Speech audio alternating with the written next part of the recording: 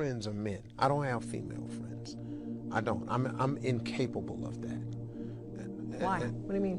Well, because, you know, come on. Because you have a wife.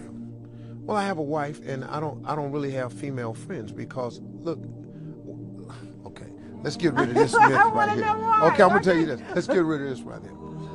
You're an attractive woman. There's some guy somewhere saying, yeah, we're friends. No, that's not true. He's your friend only because you have made it absolutely clear that nothing else is happening except this friendship we have. We remain your friends in hopes that one day there'll be a crack in the door, a chink in the armor, and trust and believe that guy that you think is just your buddy, he will slide in that crack the moment he gets the opportunity. Because we're most guys. Men think this way? 99.9% of us think that way. And you tell this to a woman and it just blows her back. No, I have male friends. You have male friends because they know it can be nothing else right now.